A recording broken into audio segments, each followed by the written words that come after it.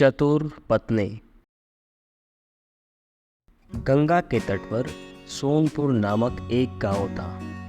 कई सालों से नदी में आई बाढ़ के कारण उस गांव के लोगों की फसलें बह जाया करती थी।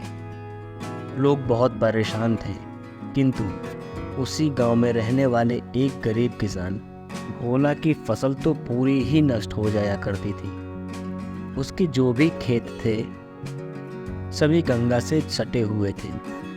गरीब भोला को पेट भरने के लिए दूसरों के खेतों में काम करना पड़ता था। भोला की पत्नी बहुत ही चतुर थी।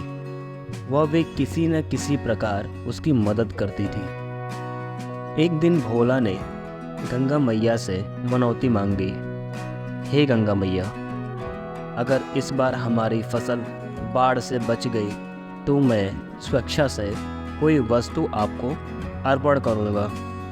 गंगा मैया को इस गरीब किसान पर दया आ गई। इस बार भी बाढ़ आई पर भोला के खेत की फसल को कोई नुकसान नहीं हुआ। ऊपर से इस बार भोला को फायदा ही हुआ कि बाढ़ ने अपने साथ उपजाऊ मिट्टी लाकर उसके खेत में भर दी। भोला की खुशी का ठिकाना न रहा। पूरे गांव में सबसे अच्छी फसल उसी की हुई थी। फसल पक चुकने के बाद भोला को जब गंगा मैया से मांगी अपनी मनौती याद आई तो वह उदास हो गया।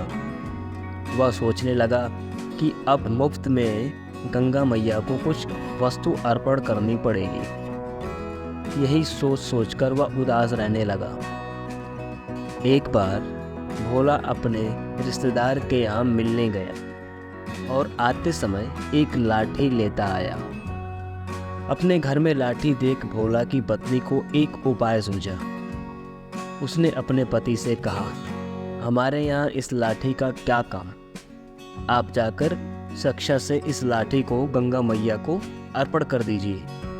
आपकी मनौती भी पूरी हो जाएगी। भोला को भी यह बात जच गई।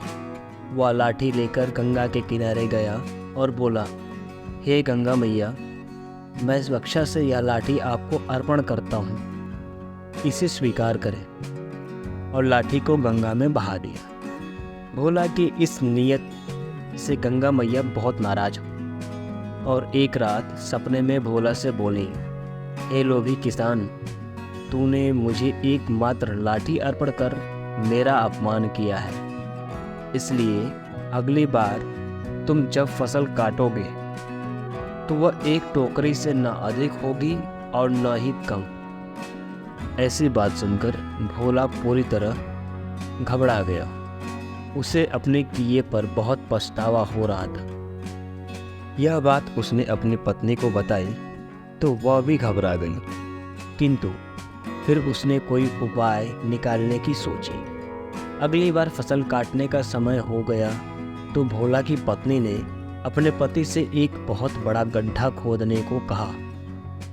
भोला ने मजदूर लगाकर जमीन के अंदर एक बड़ा गड्ढा खुदवाया। फिर भोला की पत्नी ने एक ऐसी टोकरी बनवाई जिसकी नीची तली नहीं थी। भोला की पत्नी उस छेद वाली टोकरी को गड्ढे के ऊपर पकड़कर बैठी। भोला फसल काट कर लाता और उस टोकरी में डाल देता। टोकरी क्योंकि बिना तले की थी इसलिए उसमें एक भी दाना न रुकता और सब अनाज जाकर गड्ढे में गिर जाता। बार बार फसल काट कर भोला लाता और टोकरी में डाल देता, किंतु टोकरी खाली की खाली ही रहती। खेतों से काटा गया सारा अनाज उस गड्ढे में समा गया, पर गड्ढा अभी भी आधे से अधिक खाली था।